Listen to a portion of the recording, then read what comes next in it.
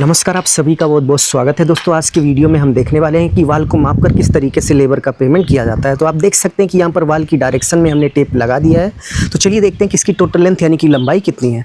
तो आप देख सकते हैं कि यहाँ से लेकर यहाँ तक जो टोटल लेंथ यानी कि लंबाई है वो 11 फीट 9 इंच है, यानी कि 11 फीट 9 इंच है। तो वाल की लेंथ यानी कि लंबाई की बात करें तो 11 फीट 9 इंच है। तो इसी तरीके से आपको वाल की लेंथ यानी कि लंबाई को माप लेना है। वाल की लेंथ यानी कि लंबाई को मापने के बाद नेक्स्ट स्टेप में वाल की हाइट की डायरेक्शन में हमें टेप लगाना है और देखना है कि वाल की हाइट कितनी है। वाल की लेंथ यानी कि लंबाई का मेजरमेंट करने के बाद नेक्स्ट स्टेप में आप देख सकते हैं कि वाल की हाइट की डायरेक्शन में हमने टेप लगा दिया है। अब चलिए देखते हैं कि वाल की हाइट कितनी है। तो आप देख सकते हैं कि यहाँ पर वाल की जो हाइट है वो 4 फीट है, यानी कि 4 फीट है। यहाँ से लेकर यहाँ तक 4 फीट है। वाल की हाइट यहाँ पर 4 फीट है। तो ब्रिक वाल की लेंथ और हाइट यानी कि लंबाई और ऊंचाई पता होने के बाद नेक्स्ट स्टेप में जितनी भी इंच की वैल्यू है उसको आप फिट में कन्वर्ट कर लेंगे। तो यहाँ पर आप देख सकते हैं कि केवल ये 9 इंच, इस 9 इंच को हमें फिट में कन्वर्ट करना है। तो किसी भी इंच की वैल्यू को फिट में कन्वर्ट करने का एक छोटा सा फॉर्मूला होता है कि जो इंच की वैल्यू है उसमें आप 12 यानी कि 12 से भाग दे दीजिए, क्योंकि एक फिट में 12 इंच होते हैं, इसलिए 12 से आप भाग दे देंगे तो इंच की वैल्यू फिट में कन्वर्ट हो जाएगी। तो सिंपली 9 इंच डिवाइड बाई 12 कर देंगे तो आप देख सकते हैं कि 9 इंच में 0.75 फिट होते हैं। तो इस 11 फीट 9 इंच को हम कुछ इस तरीके से 11.75 लिख सकते हैं। तो इसी तरीके से आप सभी इंच की वैल्यू को फिट में कन्वर्ट कर लेंगे।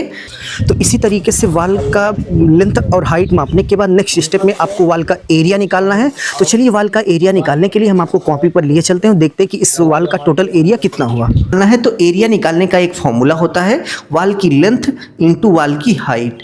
तो यहाँ पर आप देख सकते हैं कि वाल की जो लेंथ है वो 11.75 फीट है इंटू वाल की हाइट। तो आप देख सकते हैं कि यहाँ पर वाल की जो हाइट है वो 4 फीट है। तो इन दोनों का हम गुणा कर लेंगे, मल्टीप्लाई कर लेंगे तो हमें पता चल जाएगा कि वाल का एरिया क्या हुआ। तो गुणा करने के बाद आप देख सकते हैं कि 47 यानी कि 47 स्क्वायर फीट आ गया। तो इसी तरीके से आप वाल का एरिया निकालेंगे। इसका मतलब ये हुआ कि इस वाल का जो टोटल एरिया हुआ वो 47 स्क्वायर फीट हो गया। ठीक है, वाल का एरिया निकालने के बाद नेक्स्ट स्टेप में आपको पता होना चाहिए कि दीवार बनाने का जो लेबर रेट है वो क्या चल रहा है। तो यहाँ पर वाल बनाने का जो लेबर रेट है वो 18 रुपये यानी कि 18 रुपये पर स्क्वायर फीट के हिसाब से चल रहा है। तो चलिए अब 18 रुपये यानी कि 18 रुपये पर स्क्वायर फीट के हिसाब से हम कैलकुलेट करके देखते हैं कि इस वाल को बनाने का टोटल लेबर रेट कितना हो गया।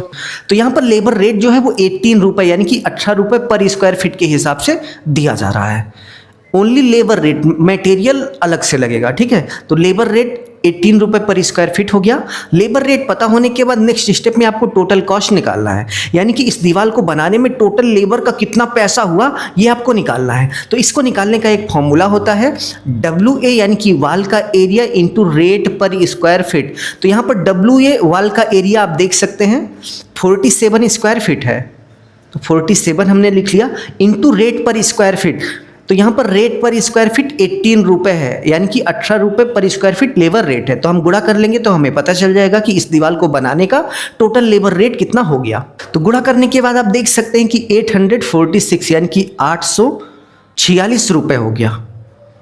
तो इसी मेथड को फॉलो करते हुए आप किसी भी दीवार को जोड़ने में टोटल लेबर रेट कितना हुआ इसका कैलकुलेशन आसानी से कर सकते हैं। चलते चलते एक क्वेश्चन है कि एक दीवार की जो लेंथ है वो 15 फीट यानी कि 15 फीट है और उसकी जो हाइट है वो 10 फीट है और इसको जोड़ने का जो लेबर रेट है वो 18 रुपये पर स्क्वायर फीट है। तो कमेंट बॉक्स में कमेंट करके बताओ कि लेबर रेट कितना हुआ।